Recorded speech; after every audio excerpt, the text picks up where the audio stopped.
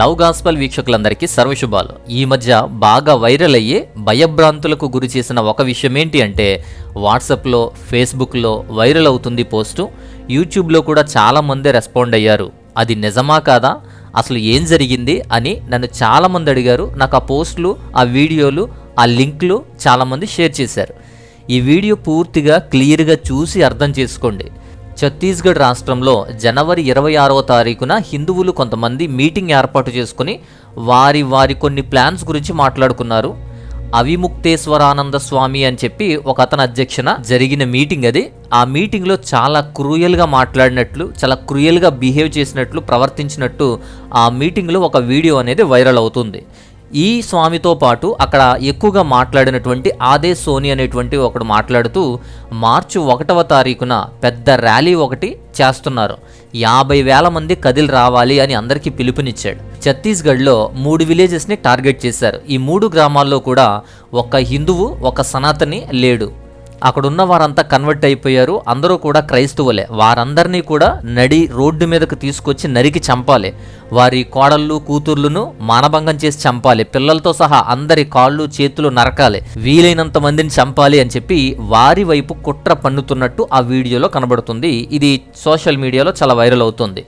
మరోసారి మణిపూర్ మారణకాండ మరలా చేయబోతున్నారు, జాగ్రత్త పడండి, ప్రార్థించండి అని కొన్ని పోస్టులు, నేను వెళ్ళి వారిని కాపాడుతాను, అండగా నిలుస్తానని ఒకరు, సేవకులు స్పందించాలని ఇంకొకరు, ఇలా కొన్ని పోస్టులు, వీడియోలు పెడుతున్నారు. అవి నేను చూశాను.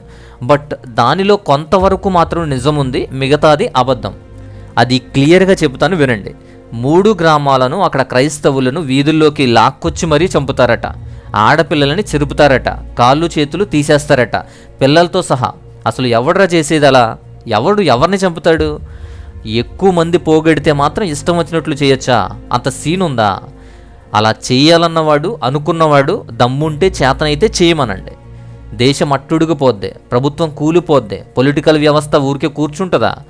వీళ్ళందరూ సైలెంట్ అయ్యి, కుమ్మక్కయ్యి, మూకుమ్మడిగానే చేస్తున్నారు. అలా చేసినా కూడా ఎవరి పిల్లల్ని, ఎవరి ఆడపిల్లల్ని ఎవరు చంపుతారు? ఇలాంటి వ్యాఖ్యానాలు, ఇలాంటి రెచ్చగొట్టే మాటలు కూడా మనం చూస్తున్నాం. ఇదే ఛత్తీస్గఢ్ గ్రామంలో ఒక 2 సంవత్సరాల క్రితం 2023లో బహిరంగంగానే అందరూ కూడా దాదాపు ఒక 90 మంది రోడ్డు మీద ప్లెడ్జ్ చేశారు. ఈ ఛత్తీస్గఢ్ రాష్ట్రాన్ని ఈ క్రైస్తవులు, ముస్లింలు లేకుండా చేస్తాం, మైనారిటీలు లేకుండా చేస్తాం, హిందూ రాష్ట్రంగా మార్చేస్తామని నడి రోడ్డు మీద ప్లెడ్జ్ చేసినటువంటి ఛత్తీస్గఢ్ రాష్ట్రం అది.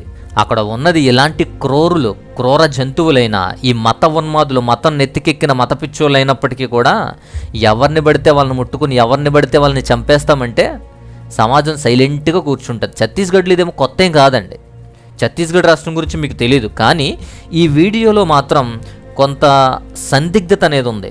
సో అదేం జరగదు, అది క్రైస్తవులందరినీ చంపేయాలి అని పిలుపు కాదది. సరిగ్గా అర్థం చేసుకోక ఇది మీకు డైవర్ట్ అయింది. కానీ ఎప్పటి నుంచో ఇలాంటివి జరుగుతున్నాయి అన్నది నిజమే, అదే జరగదు. కానీ అలాంటివి తరచుగా జరుగుతూనే ఉన్నాయి కాబట్టి ఈ అలజడి అనేది, ఈ పిలుపుకి కారణం అనేది డైవర్ట్ అయ్యింది. అసలు ఛత్తీస్గఢ్ గురించి మీకు తెలుసా? ఛత్తీస్గఢ్ రాష్ట్రంలో ఎంత హింస ఉంటుందో తెలుసా? హింసకు 2nd ప్లేస్. ఉత్తరప్రదేశ్ తర్వాత క్రైస్తవులను అత్యధికంగా హింసించేటువంటి రాష్ట్రం ఈ ఛత్తీస్గఢే. 2024లో ఒక క్రైస్తవుల ఇంట్లోకి దూరి అన్నీ ఎత్తుకుపోయారు, వాళ్ళని కొట్టారు. అన్యదేవుణ్ణి నమ్ముతున్నారు అని చెప్పి ఊరి నడి రోడ్డులో వ్యతిరేకించి కొట్టి ఊరి నుంచి వెళ్ళిపోమన్నారు. వారికి ఉన్నటువంటి పొలం లాక్కున్నారు, వారి ధాన్యాలు కూడా దోచుకున్నారు. అదే 2024 గత సంవత్సరంలోనే ఇంకొక ఊరిలో క్రైస్తవులందరినీ లాక్కొచ్చారు. అక్కడ 21 ఫ్యామిలీల గ్రామంలో ఉంటే వాళ్ళందరినీ లాక్కొచ్చి హింసించారు. ఫైనల్ వార్నింగ్ ఇచ్చారు, కొట్టారు. వారిని ఊరు వదిలిపెట్టి వెళ్ళిపోమన్నారు. వారి ఆస్తుపాస్తులు, పొలాలన్నీ లాక్కున్నారు. అక్కడ 14 ఫ్యామిలీస్ వారి యొక్క బలవంతానికి ఒప్పుకొని, విశ్వాసాన్ని వదులుకొని సంతకం పెట్టారు. కానీ ఒక 7 ఫ్యామిలీస్ మాత్రం వినలేదు. అలా వినకుండా, అగ్రిమెంట్ మీద సంతకం పెట్టకుండా ఉన్నారని చెప్పి వారిని హింసించారు. వారు అక్కడ జీవించడం, వారి మధ్య ఉండడం చాలా ప్రమాదంగాను, చాలా కష్టంగానూ ఉంటుంది. ఎవరు మాట్లాడరు, వెలేసినట్టు ఉంటారు. ఇలా వారికి రిస్ట్రిక్షన్స్ అనేవి పెట్టేశారు. అంతేకాదు అక్టోబర్లో కూడా దంతవాడ అనేటువంటి ప్రాంతంలో ఆదివాసీలు ఉంటారు. ఆదివాసీలందరినీ కూడా వీళ్ళు బలవంతం చేసేవారు, కొట్టేవారు. 14 మందిని చితకబాదారు ఒకసారి. ఇంకా వేరే 8 గ్రామాలు ఉన్నాయి. ఈ 8 గ్రామాలు క్రైస్తవులు లేకుండా చేస్తామని చెప్పి క్రైస్తవ్యాన్ని బ్యాన్ చేశారు. అక్కడ క్రైస్తవులు అక్కడ ఉండకూడదు, బైబిల్ పట్టుకోకూడదు, ఏ చర్చ్ నడపకూడదు, ఏ సేవకుడు రాకూడదు. 40 మందిని ఖాళీ చేయించారు. వారి పొలాలను కూడా వీళ్ళు దోచేసుకున్నారు. దాదాపు పొలాలు దోచుకోవడానికి 1500 మంది ఎగబడ్డారంటే చూడండి. ఇక 2023లో 2 చర్చిలు కూల్చేశారు. అదే 2023లోనే 450 అటాక్స్ జరిగాయంట. ఛత్తీస్గఢ్లో క్రైస్తవుల మీద 450 దాడులు జరిగాయి. 2022లో నారాయణపూర్లో 18 ఊర్ల మీద ఇలాంటి పరిస్థితే ఉంది. అదే 2022లో 15 ఊర్లు దాదాపు 1000 మందికి పైగా వారిని పట్టుకుని వారిని కొట్టి వేధించి చిత్రహింసలు చేశారట. అలా 1000 మందిని బలవంతం చేసి కొట్టి హింసించి హిందూయిజంలోకి మార్చారు, బలవంతంగా మార్చారు. అప్పట్లో ఇది చాలా వైరల్ అయినటువంటి విషయం. 1000 మందిని, ఈ 15 గ్రామాల నుంచి వచ్చిన వారిని 1000 మందిని మార్చారు బలవంతంగా. అదే 2022లో ఈ హిందూ ఉన్మాదులు గొర్రా అనేటువంటి గ్రామం ఉంది. ఆ గ్రామంలో 500 మంది ఒకేసారి అటాక్ చేసి క్రైస్తవులను లాక్కొచ్చి 15 మంది మీద దాడి చేశారు, బాగా కొట్టారు. కోందగాన్ అనేటువంటి గ్రామంలో కూడా 34 మందిని కొట్టి సొంతిళ్లను కూడా లాక్కొని అక్కడ వదిలిపోయేలా చేశారు. వారంతా కూడా వేరే చోటకు వెళ్ళి ఒక చర్చిలో ఉన్నారు కొన్నాళ్ళు. 2021-22 సంవత్సరంలో దాదాపు 400 కేసులట. 400 కేసులు. ఎంతమంది మీద ఎన్ని దాడులు చేశారో తెలుసా? ఇలా 2024లోను, 23లోను, 22లోను, 21లోను. ఇంతేకాదు 2021లో చాలా కేసులు, 2020లో ఇలాంటి చాలా దాడులు. అలా 2016 నుండి ప్రతి సంవత్సరం ఇలాంటివి చాలా కేసులు, చాలా దాడులు జరుగుతూనే ఉన్నాయి.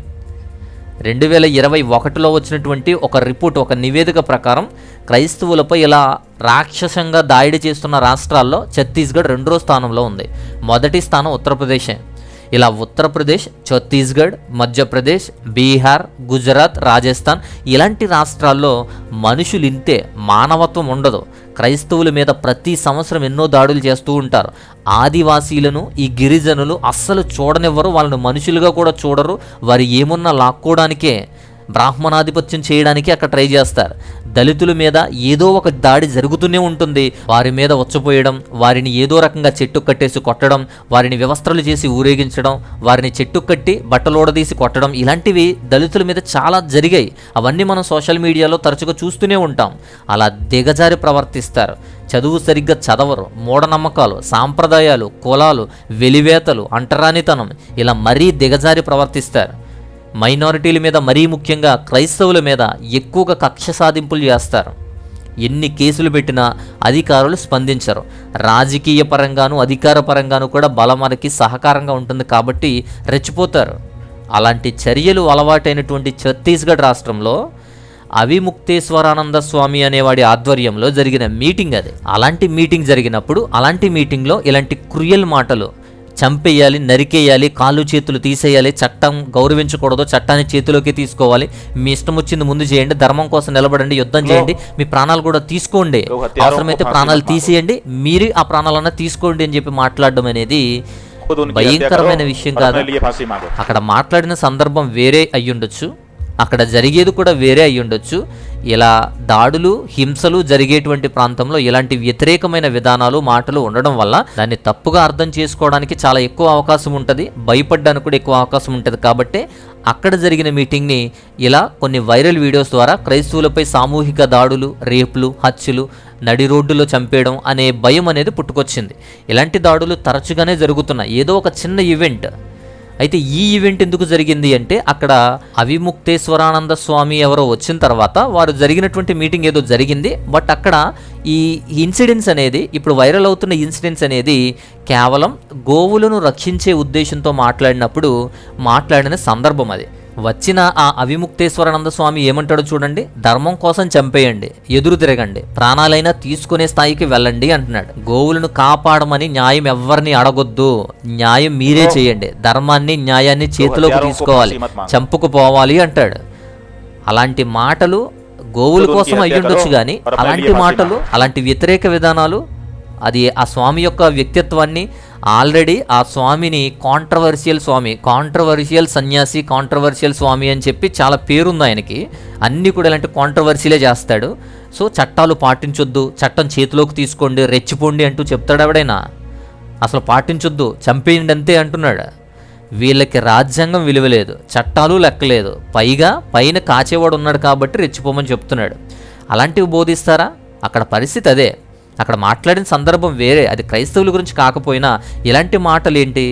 సో ఇక మాట్లాడిన ఇంకొక వ్యక్తి ఆదే సోని అనేటువంటి వ్యక్తి ఇతను ఒక సర్వీస్ చేస్తూ ఉంటాడు. గోరక్షణ ఉద్యమాలు చేస్తాడు, గోరక్షణకు ఉద్యమిస్తాడు, పాటుపడతాడు. గోవులను కాపాడేటువంటి సందేశాలతోనే ఈ టాపిక్ మాట్లాడడం మొదలైంది. ఈ ఆదే సోని అని ఏడుస్తూ స్టార్ట్ చేశాడు. చంపుకుని వెళ్ళిపోవాలి, కాళ్ళు చేతులు నరికేయాలని పిలుస్తున్నాడు. ఎందుకంటే ఆవు సంరక్షణ కోసం.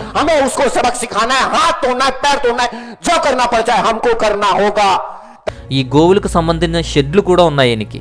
రాష్ట్ర వ్యాప్తంగా ప్రొటెస్టులు చేస్తూ ఉద్యమాలు చేశాడు.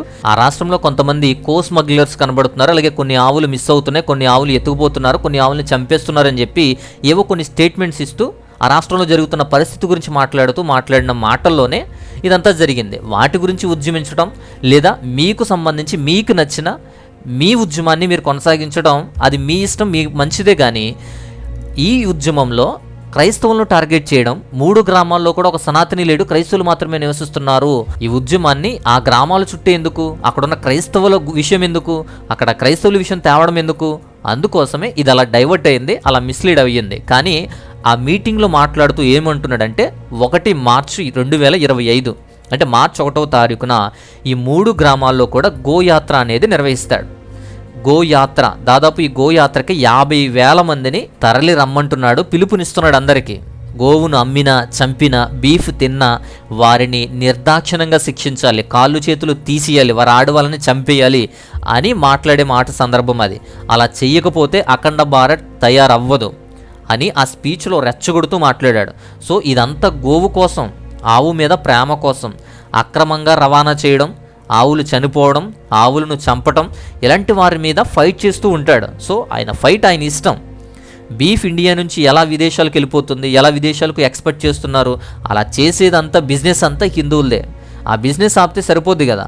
ఇక్కడ ముస్లింలు ఇతర కులాలను తిడితే, వారి మీద దాడులు చేస్తే ఏంటి ఉపయోగం? హిందువులు విదేశాలకి బీఫ్ని ఎక్స్పోర్ట్ చేస్తే తప్పులేదు, ఇక్కడ ముస్లింలు కానీ లేదా ఇతర కులాలు మాత్రం ఈ మాంసాన్ని తింటే మాత్రం మహా పాపము, వాళ్ళని చంపేయాలి. ఇదేం న్యాయం? నీకు కోడి ఇష్టం, నాకు చేప ఇష్టం, ఇంకొకటికి మేక ఇష్టం, ఇవన్నీ జంతువులు, వాటికి సంబంధం ఏమీ లేదు, ఒక డిఫరెన్స్ కూడా లేదు.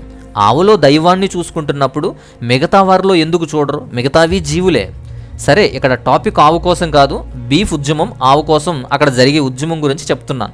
దానిలో భాగంగానే ఇలాంటి మాటలు బయటకు వచ్చాయి. అయితే ఆ 3 విలేజెస్నే టార్గెట్ ఎందుకు చేయాలి అని క్రైస్తవులు అక్కడ మాట్లాడుతున్నారు. అక్కడ క్రైస్తవులు కూడా ఎందుకు కంప్లైంట్ చేశారు అనేది కూడా ఇలాంటి విషయమే. క్రైస్తవులు విలేజెస్ ఎందుకు, క్రైస్తవుల మీద టార్గెట్ ఎందుకు, ఇలాంటివి ఎన్ని జరగలేదు. ఇప్పుడు ఈ గో సంరక్షణ అని చెప్పి ఆ ఉద్యమాలు క్రైస్తవుల మీద, ఆ గిరిజనుల మీద, ఆదివాసీల మీద, ఈ దళితుల మీద మరలా ఏదో దాడి జరగబోతుంది అని భయపడుతున్నారు. ఇక్కడ ఉద్యమం గోవు కోసమే, కానీ జరిగేది వేరు అని వారి భయం. ఈ బీహార్ నుంచి, రాజస్థాన్ నుంచి, మధ్యప్రదేశ్ నుంచి, ఇలాంటి రాష్ట్రాల నుంచి కొంతమంది మైగ్రేట్ అయ్యి వస్తారు, వ్యాపారం కోసం వస్తారు, వలస వస్తారు. అలాంటి వారిని భయపెట్టి లేదా వారిని ఉపయోగించుకొని వారి ద్వారా ఇలాంటి విధ్వంసాలు చేపిస్తారు. అలా గుంపులుగా వస్తారు. ఎప్పుడూ కూడా వాళ్ళు ఒకరిద్దరుగా రారు, గుంపులుగా వచ్చి దాడులు చేస్తారని చాలామంది పోస్టులు పెడుతున్నారు. పోస్టులు కూడా చాలా స్ప్రెడ్ అయ్యాయి. అలా ఇలాంటి వాటి గురించి ఇప్పుడు కూడా ప్రశ్నిస్తున్నటువంటి ఛత్తీస్గఢ్ క్రిస్టియన్ ఫోరం అని చెప్పి ఒక ఆయన దీన్ని ఎక్స్ప్లెయిన్ చేశాడు. ఆ వీడియోని ఇంకా కొన్ని యూట్యూబ్ ఛానల్స్ వారు సహకరించి దాన్ని ఎక్స్ప్లెయిన్ చేశారు. దాని ద్వారా అందరికీ కూడా ఇది తెలిసింది, అలాగే కంప్లైంట్ కూడా రేజ్ అయింది. అతని ప్రకారం ఏంటంటే ఇలాంటి దాడులు జరిగే అవకాశం ఉంది, జాగ్రత్త పరిచి ప్రభుత్వాలకు విజ్ఞప్తి చేశాడు. సో ఆ మాట్లాడినటువంటి ఈ వయలెన్స్ మాటలు ఏదైతే ఉన్నాయో వాటిని సైబర్ కంప్లైంట్ ఇచ్చాడు. ఈ సోని అనేవాడు ఆ కంప్లైంట్ వచ్చిన తర్వాత బాధపడుతూ మాట్లాడిన తర్వాత మరలా అందరికీ సారీ చెప్పి గోజాతి రక్షణ గురించే మాట్లాడాను, కేవలం ఆవులను చంపడం గురించే మాట్లాడాను, దీన్ని తప్పుగా మిస్లీడ్ చేస్తున్నారు అని చెప్పి, నేను అన్నది అది కాదు అని చెప్పి కొంచెం డైవర్షన్ మాటలు అండ్ ఆయనకు సంబంధించిన కొన్ని జెన్యూన్ మాటలు కూడా మాట్లాడాడు. అతనికి డిప్యూటీ సీఎం, ఎమ్మెల్యేలు ఇలాంటి వాళ్ళతో క్లోజ్నెస్ ఉంది, పొలిటికల్ పవర్ కూడా ఆయనకి సపోర్ట్ ఉంది. అది ఫేస్బుక్లో కూడా ఆయన పెట్టాడు. ఆయన ఫేస్బుక్లో ఉన్న అన్ని వీడియోలు నేను చూశాను. అలాగే ఈ ఛత్తీస్గఢ్ క్రిస్టియన్ ఫోరం గురించి కూడా నేను చూశాను. అలాగే ఈ కేసు గురించినటువంటి మిగతా డీటెయిల్స్ అన్నీ కూడా పరిశీలించిన తర్వాతే నేను ఈ వీడియో చేస్తున్నాను. గోవులను రక్షిస్తాను అంటే రక్షించుకోండి, ఆరాధించుకోండి. వాటికి ఎప్పుడు అబ్జెక్షన్ లేదు, అవి ఎప్పుడు కూడా విమర్శించలేదు. అవి అంతరించిపోయే స్టేజ్లో కూడా లేవు, ఇండియా నుంచి ఎక్స్పోర్ట్ చేసే అంత స్టేజ్లో ఉన్నాయి. అది మీ ఇష్టం. గోవులను తల్లిలా చూస్తారో ఆరాధిస్తారో మీ నమ్మకం మీది. కానీ వాటిని బేస్ చేసుకుని తింటున్నారన్న నెపంతోనో లేదా ఈ క్రైస్తవులుగా మారిపోతున్నారన్న నెపంతోనో ఈ ఆదివాసీలను గిరిజనులను వారి మీద ఎందుకు దాడి చేయడం, వాళ్ళకెందుకు టార్గెట్ చేయడం, అదే అందరికీ కూడా సందేహమైనది. ఇంకొక విషయం తెలుసా, గోవు మూత్రం కూడా కోట్ల బిజినెస్లో ఉంది అక్కడ. కేవలం భారతదేశంలో గోవు మూత్రాన్ని అమ్ముకుని కొనుక్కునేటువంటి రాష్ట్రం ఏదైనా ఉంది అంటే అది ఛత్తీస్గఢ్. ఇండియాలోనే మొట్టమొదటి రాష్ట్రం ఛత్తీస్గఢే. లీటరు 4 రూపాయలు అమ్మేవారు, ఇప్పుడు 10 రూపాయలు అయిందనుకుంటా. గోమూత్రాన్ని 10 రూపాయలకు అమ్ముతున్నారు. అలాగే గోవు పేడ కూడా కేజీ 2 రూపాయల చొప్పున చాలామంది కొంటున్నారు. ఇలా అమ్మి నడిపేటువంటి ఏకైక రాష్ట్రం ఛత్తీస్గఢే. ఇంకొక విషయం, ప్రభుత్వ పరంగా కూడా ఇది అమ్ముతున్నారు. ఇది స్పెషల్గా చెప్పడానికి కారణం ఏంటంటే ప్రభుత్వమే దీన్ని సరఫరా చేస్తుంది. డ్వాక్రా సహకారంతో పిడకలు, వర్మీ కంపోజు, ఈ గోమూత్రము ఇలాంటివి డెవలప్ చేస్తున్నారు ప్రభుత్వ సహకారంతో. ఈ డ్వాక్రా వాళ్ళ చేత ఇదంతా చేపిస్తున్నారు. అలాంటి డెవలప్మెంట్ ఉంది అక్కడ. అలా గవర్నమెంట్ అమ్మేటువంటి ఏకైక రాష్ట్రం ఛత్తీస్గఢే. అయితే ఇక్కడ మాట్లాడి రెచ్చగొట్టినటువంటి వ్యక్తి ఈ సోనీ ప్రకారం ఆవులు హత్యలు జరుగుతున్నాయి, ఎత్తుకెళ్ళిపోతున్నారు, స్మగ్లర్స్ ఎక్కువయ్యారు, గో సంరక్షణ కోసం శ్రమిస్తున్నాను, అవసరమైతే ముందు నేనే నా ప్రాణాలైనా తీసేసుకుంటాను అని చెప్పి పూర్తిగా వినకుండా దీన్ని మిస్లీడ్ చేస్తున్నారు అని వీడియోలో మాట్లాడాడు. తర్వాత 1-2 కాదు, చాలా పోస్టులు, చాలా వీడియోలు నాకు వ్యతిరేకంగా నన్ను మిస్లీడ్ చేస్తూ, నా మాటలను మిస్లీడ్ చేస్తూ ఇలా సైబర్ కంప్లైంట్ కూడా ఇచ్చారు అని చెప్పి చాలామంది మాట్లాడారు. ఈ ఛత్తీస్గఢ్ రాష్ట్రంలో గోరక్షణ కోసం శ్రమించేటువంటి సోనీ అనే వ్యక్తికి అక్కడ మంచి పేరే ఉంది. కానీ అలాంటి వయోలెన్స్ స్పీచ్, అలాంటి వల్గర్ స్పీచ్ వల్ల ఏం జరుగుద్ది? అసలు 1 మార్చి 2025 మార్చి 1వ తారీఖున అసలు ఏం జరుగుద్ది అనే విషయంలో పడ్డారు అందరూ. అందుకే ఈ విషయం అనేది ఇక్కడ వైరల్ అయ్యింది. అక్కడ విషయాలన్నీ కూడా ప్రతి చోట, దేశంలో ప్రతి చోటకి వెళ్ళాయి. చట్టాన్ని చేతిలోకి తీసుకోవాలి, ప్రభుత్వాలను అడగొద్దు, మనమే చేతుల్లోకి తీసుకోవాలి, అవసరమైతే వారిని చంపాలి, అవసరమైతే మనమైనా చచ్చిపోవాలి, కాళ్ళు చేతులు నరికేయాలి వాటిని ముట్టుకున్నవాడని చెప్పే మాటలు సమాజానికి మంచి నేర్పించడానికి అవుతుందా? అది ఆవులను రక్షించడానికి అవుతుందా? గో సంరక్షణ కోసమో లేదా కో స్మగ్లర్స్ని అరికట్టడానికి అయితే మంచిదే. మీ ప్రయత్నానికి ప్రతి ఒక్కరూ సపోర్ట్ చేస్తారు, ఎవరు అడ్డురారు. అక్కడున్న వాళ్ళైనా, మైనారిటీ వాళ్ళైనా, క్రైస్తవులైనా వాటిని ఎవరు అడ్డు చెప్పరు, మీకు అడ్డు రారు. కానీ ఇలా వారిని చంపడం, క్రైస్తవులు మాత్రమే ఉన్నారు, ఇలాంటి మాటలు మాట్లాడడం అందరి దృష్టిని హింస జరగబోతుంది అనే ఆలోచనలోకి ఆలోచింపజేశాయి. సో ఇదంతా గోవుల అక్రమ రవాణా, గోవుల హత్యలు, బీఫ్ ఉద్యమం కోసమే కానీ కావాలని క్రైస్తవులపై జరిగే కుట్ర కాదు. కానీ ఈ ఛత్తీస్గఢ్లో మామూలుగానే ఇలాంటి హింసలు, దాడులు తరచుగా జరుగుతూనే ఉంటాయి. ఇలాంటివి అవకాశం వస్తే ఇంకా ఎక్కువ చేసే అవకాశం ఉంటుంది. ఇలాంటి వాటిని యూజ్ చేసుకుని, ఇలాంటి రెచ్చగొట్టే మాటలు యూజ్ చేసుకుని, ఇలాంటి ఉద్యమాలు లేదా ఇలాంటి మార్చ్లు 1వ తారీఖున జరిగేటువంటి ర్యాలీని ఉపయోగించుకొని రెచ్చిపోతారు. సామాన్య ప్రజలు, మైనారిటీలు హింసకు గురవుతున్నారు అనేది కూడా 100% సత్యం. సో ఇది ఈ వీడియో పోస్టుల వెనకాల ఉన్నటువంటి అసలైన విషయం. మార్చి 1వ తారీఖున ఇలాంటి కొన్ని గ్రామాల దగ్గర ఈ ఉద్యమం జరగబోతుంది. ఈ గో సంరక్షణ కోసం అని చెప్పి గో న్యాయ యాత్ర అనేది జరుపుతాను, 50,000 మంది తరలిరండి అంటున్నాడు. చాలామందికి పిలుపునిచ్చాడు. ఒకవేళ వచ్చినా కూడా 50,000 మందితో ఉద్యమాన్ని, ఈ ర్యాలీని చేయడానికి ప్రభుత్వ పర్మిషన్లు కానీ ఇవన్నీ కూడా కావాలి. అసలు జరుగుతుందో లేదో తెలియదు, అనౌన్స్ మాత్రమే చేశాడు. ఒకవేళ జరిగిన ప్రభుత్వాలు వాళ్ళు పర్మిషన్ ఇవ్వాలి. అలాగే ఒకవేళ ప్రభుత్వాలు, నాయకులు వారి పక్షానే ఉన్నారు కాబట్టి వారు ఇచ్చినప్పటికీ కూడా అది ఎలా జరుగుతుందో తెలియదు. కానీ హింసాత్మకంగా మారకుండా ఉండాలి. హింసాత్మకంగా జరగకుండా ఉంటే మాత్రం ఎవరు మీ ఉద్యమాలను, మిమ్మల్ని క్వశ్చన్ కూడా చేయరు. అది జరుగుతుందో లేదో ప్రక్కన పెడితే ఇలాంటి మైనారిటీస్ మీద, ఆదివాసీల మీద, దళితుల మీద, క్రైస్తవుల మీద ఇలాంటి దాడులు సహజంగానే జరుగుతున్నాయి. ఇలాంటివి బాగా ఎక్కువ అవకాశం ఇచ్చేటట్టు ఉంటుంది. సో అక్కడ హింస లేకుండా జరిగే న్యాయ పోరాటానికైతే ఎవరూ కూడా వ్యతిరేకించరు, ఒప్పుకుంటారు, సహకరిస్తారు అవసరమైతే. సో ఇది అక్కడ జరిగేటువంటి విషయం. గో సంరక్షణకు ఏం చేసుకున్నా వాళ్ళ ఇష్టం, అందుకు ఎవరు వ్యతిరేకం కాదు. రెచ్చగొట్టి చంపేయాలి, కాళ్ళు చేతులు నరికేయాలి, చట్టాన్ని అసలు పాటించొద్దు, అసలు అడగొద్దు ఎవరిని. మీరు చంపేసిన తర్వాతే వాళ్ళని అడగండి. అలాంటి రెచ్చగొట్టే మాటలన్నీ కూడా అక్కడ గో సంరక్షణ కోసము, ఈ స్మగ్లర్స్ కోసము అయినా సరే ఎలాంటి మాటలు అవి ఎలాంటి మనుషులను తయారు చేస్తాయి. అలాంటిది చాలా ప్రమాదం కదా, అలాంటి మాటలు తప్పు కదా. సో మీ ప్రొటెక్షన్, ఈ గో సంరక్షణ కోసం ఎవరూ వ్యతిరేకులు కాదు, అవసరమైతే సహకరిస్తారు. క్రైస్తవులంతా దీన్ని ఆల్మోస్ట్ అన్ని గ్రూప్స్లోనూ అందరికీ కూడా షేర్ చేశారు. దీన్ని తప్పుగా మాత్రం షేర్ చేయొద్దు, మిస్లీడ్ చేయొద్దు. కానీ ఛత్తీస్గఢ్లో ఇలాంటి దాడులు, హింసలు అనేవి తరచుగానే జరుగుతున్నాయి. క్రైస్తవులు హింసలు పొందుతూనే ఉన్నారు, అవమానాలు ఎదుర్కొంటూనే ఉన్నారు. ఎలా అయినా వారి మీద దాడి జరుగుతుంది. వారి క్షేమం కోసం అలాంటి రాష్ట్రాలు, అలాంటి గ్రామాలు చాలా ఉన్నాయి. అలాంటి వారి కోసం మాత్రం ప్రార్థన చేయండి. ఇది దాని గురించిన ఫుల్ డీటెయిల్స్. సో ఈ విషయం అంతా మీకు అర్థమైంది అనుకుంటున్నాను. అర్థమైతే నచ్చితే లైక్ చేయండి. ఇలాంటి విషయాలు, ఇలాంటి క్లారిటీ విషయాలు షేర్ చేయండి. తప్పుడు విషయాలు, మిస్లీడింగ్ విషయాలు కాదు, మంచి విషయాలు షేర్ చేయండి. నచ్చితే లైక్ చేయండి, అలాగే సబ్స్క్రైబ్ కూడా చేసుకోండి. మరిన్ని అద్భుతమైన విషయాలు నేను అందిస్తాను. సో ఇది విషయం. మరొక అద్భుతమైనటువంటి మంచి అంశంతో మరలా ఇంకొక వీడియో ద్వారా నేను మరలా వస్తాను. అంతవరకు సెలవు. నమస్తే.